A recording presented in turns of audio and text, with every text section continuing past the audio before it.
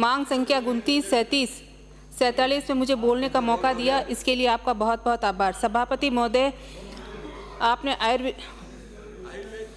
Ayurveda, homeopathy, यूनानी चिकित्सा पर बोलने का मौका दिया, आपका बहुत बहुत आभार। सभापति महोदय, आयुष चिकित्सा सुविधा के बारे में बात करें तो कई जगह आपने जिले स्तर पर आयुर्वेदिक योग एवं प्राकृतिक चिकित्सा विश्वविद्यालय की स्थापना करने और कई जगह आयुर्वेद, योग एवं प्राकृतिक चिकित्सा महाविद्यालय की घोषणा की है और कई जिलों स्तर पर उपखंड स्तरीय आयुर्वेदिक, होम्योपैथिक एवं यूनानी औषधालय को चिकित्सालयों में जिला आयुष चिकित्सालय में कर्मोन्नत करवाने की घोषणा की है। अच्छी बात है, लेकिन सभापति महोदय, मैं इस सदन के माध्यम से आयुर्वेदिक, होम्योपैथिक एवं यूनानी चिकित्सा मंत्री महोदय को बताना चाहती हूँ कि राजस्थान सरकार द्वारा प्रदेश में 6 राज्य के आयुर्वेदिक, योग एवं प्राकृतिक चिकित्सा एकीकृत महाविद्यालय का संचालन किया जा रहा है। इन महाविद्यालयों में योग एवं प्राकृतिक चिकित्सा के छात्रों को शिक्षण प्रशिक्षण कराने हेतु इसी विधि के BNYS उपाधिकारियों को नियुक्ति दी जाए।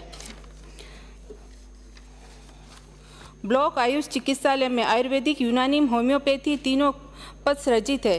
चूँकि आयुष में योग एवं प्राकृतिक चिकित्सा भी सम्मिलित है, अतः प्रत्येक ब्लॉक पर योग और प्राकृतिक चिकित्सा अधिकारियों की नियुक्ति की जाए। सभापति महोदय, NHM के अंतर्गत विगत वर्षों में आयुष की 3 विधाओं की भर्तियां निकली है। आयुष की चौथी विधा योग एवं प्राकृतिक चिकित्सा की भर्ती में NHM के अंतर्गत निकाली जाए। साथ ही नवसर्जित जिलों में भी 33 जिलों की भांति योग एवं प्राकृतिक चिकित्सा अनुसंधान केंद्रों की स्थापना की जाए।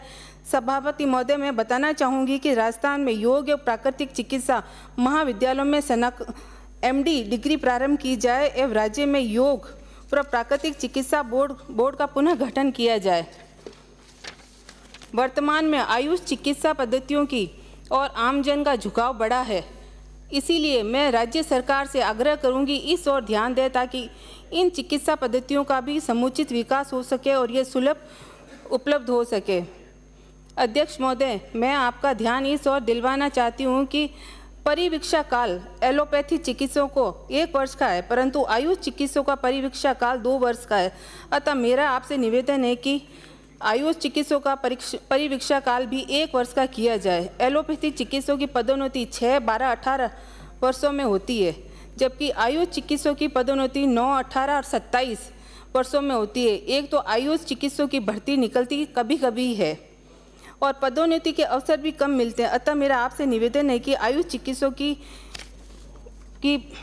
6, 12, 18 वर्षों में पदोन्नति की जाए। सभापति महोदय, वेतन विसंगति को दूर किया जाए एवं एलोपैथी चिकित्सकों के समान वेतन श्रृंखला की ही आयुष चिकित्सकों को प्रदान की जाए ताकि समस्त चिकित्सा पद्धतियों के चिकित्सकों को भी मानव कल्याण का कार्य कर रहे हैं उनमें समानता का भाव हो।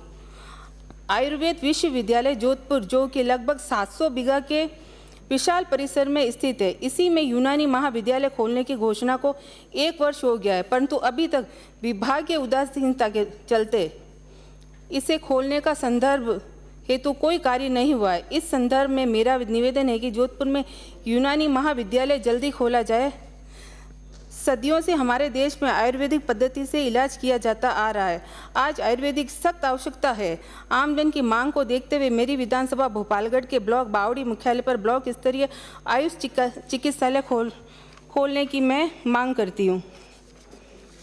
और ग्राम पंचायत गंगाणी में आयुर्वेदिक औषधालय है, लेकिन भवन नहीं है। बजट की आवश्यकता है। ग्राम पंचायत सोयला में आयुर्वेदिक औषधालय का भवन क्षतिग्रस्त है, मरम्मत हेतु बजट की आवश्यकता है।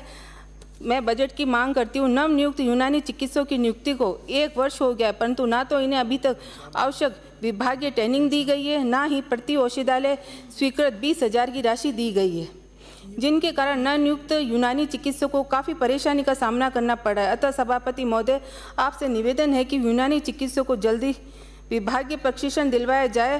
प्रति औषधालय स्वीकृत राशि 20,000 जल्दी उपलब्ध कराने की कृपया करवाएं।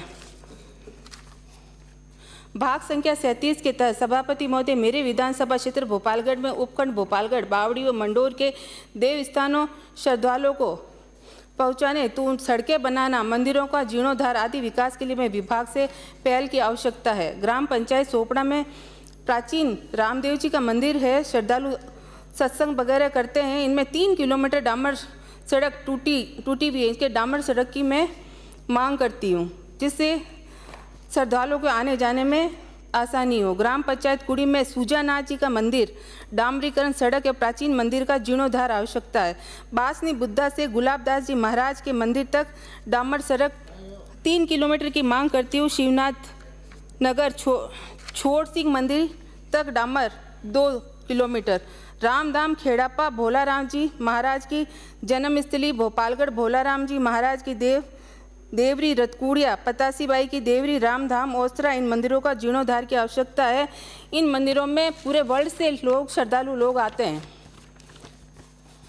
शीतला माता का मंदिर है, एक मात्र मंदिर है भोपालगढ़ में, जो स्टेट हाईवे 145 से 3 किलोमीटर अंदर की तरफ मंदिर बना हुआ है। यहाँ तक पहुँचने के लिए मार्ग बहुत खराब है। डामर सड़क बनाकर यहाँ आने वाले श्रद्धालुओं को सहूलियत प्रदान की जाए।